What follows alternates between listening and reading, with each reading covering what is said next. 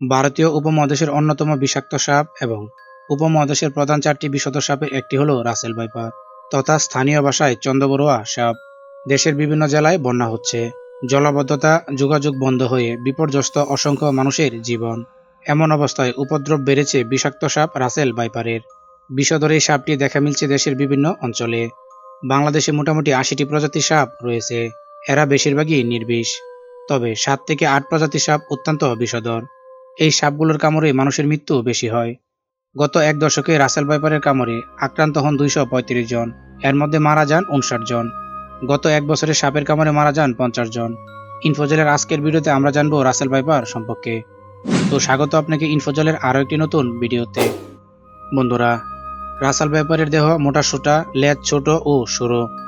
প্রাপ্তবয়স্ক সাপের দেহের দৈর্ঘ্য সাধারণত 1 মিটার, দেহের সর্বোচ্চ দৈর্ঘ্য 1.8 মিটার ও এর মাথা চ্যাপ্টা, ত্রিভুজাকার এবং ঘাড় থেকে আলাদা।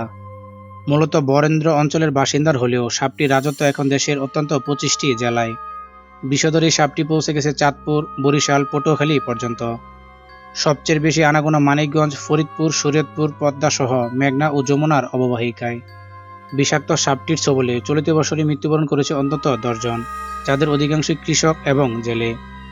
রাজধানী ঢাকার আশেপাশে মানিকগঞ্জে রাসেল ভাইপারের কামড়ে গত 3 মাসে মারা গেছে অন্তত 5 জন। বিষধর সাপ হিসেবে পৃথিবীতে রাসেল ভাইপারের অবস্থান 5ম হলেও হিংস্রতা এবং আক্রমণের দিক থেকে এর স্থান প্রথম, যে 1 সেকেন্ডে 16 ভাগের 1 ভাগ সময়ে কামড়ের সম্পূর্ণ প্রক্রিয়া সম্পন্ন করতে পারে। চিকিৎসকদের মতে রাসেল ভাইপারের কামড়ালে আক্রান্ত ব্যক্তির হাত পা অস্বাভাবিকভাবে ফুলে ওঠে। তাছাড়া রাসেল ভাইপারের দংশনের পর চিকিৎসা নিতে দেরি হলেও রোগী মারা যাওয়ার আশঙ্কাই বেশি। মৃত্যুর কারণগুলোর মধ্যে রয়েছে শক, পেশি প্যারালাইসিস, রক্তক্ষরণ এবং কিডনি অথবা রেনাল ফেইলিওর। রাসেল ভাইপার সাধারণত ঘাস, ঝোপ, বন, ম্যানগ্রোভ ও ফসলি ক্ষেতে, বিশেষত নিচু জমির ঘাসযুক্ত উন্মুক্ত ও কিছুটা শুষ্ক পরিবেশে বাস করে। স্থলভাগের সাপ হলেও এটিকে পানিতে দ্রুত গতিতে চলতে দেখা যায়। ফলে বর্ষাকালে কচুরিপানার সঙ্গে বহু দূর পর্যন্ত বেশি নিজের স্থানান্তর ঘটাতে পারে। এরা খাদ্য হিসেবে ইঁদুর, ছোট পাখি, টিকটিকি ও ব্যাঙ ভক্ষণ করে থাকে। বসতবাড়ির আশেপাশে রাসেল ভাইপারের খাবারের প্রচুরতা বেশি থাকায় খাবারের খোঁজে রাসেল ভাইপার অনেক সময় লোকালয়ে চলে আসে।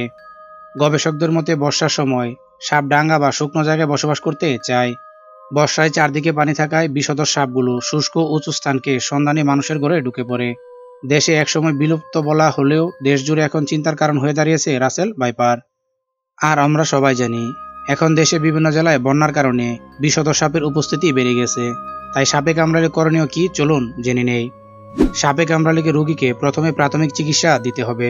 সাপের কামড়ে যত মানুষ মারা যায় তার চেয়েও বেশি মানুষ মারা যায় কামড় খেয়ে আতঙ্কিত হওয়ার ফলে। তাই রোগীকে একেবারে আতঙ্কিত হতে দেওয়া যাবে না, শান্ত রাখতে হবে। সাপের কামড়ের স্থানটি যথাসম্ভব নাড়াচড়া না করানোর চেষ্টা করতে হবে।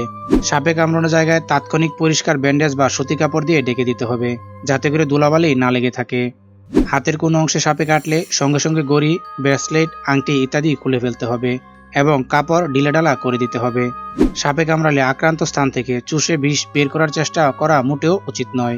আক্রান্ত জায়গায় কোনো ধরনের ওষুধ বা কেমিক্যাল ব্যবহার করা ঠিক নয়। বিষধর সাপের দংশনের পর দ্রুত ওষুধ বা অ্যান্টিভেনম প্রয়োগের মাধ্যমে মৃত্যু ঠেকানো সম্ভব। অ্যান্টিভেনম পাওয়া যায় সরকারি হাসপাতালগুলোতে, জেলা শহর মেডিকেল কলেজ হাসপাতাল এবং সদর হাসপাতালে এই অ্যান্টিভেনম পাওয়া যায়।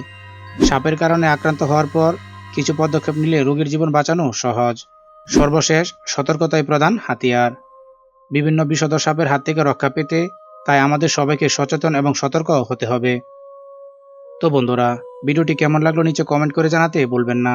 আর আপনি যদি এমনই রহস্য, রোমাঞ্চ, আনকমন এবং ইন্টারেস্টিং ভিডিও দেখতে চান তাহলে আমাদের ইনফোজেল চ্যানেলটি এখনই সাবস্ক্রাইব করুন। তো দেখা হবে আরেকটি নতুন ভিডিওতে। সেই পর্যন্ত সবাই ভালো এবং সুস্থ থাকুন।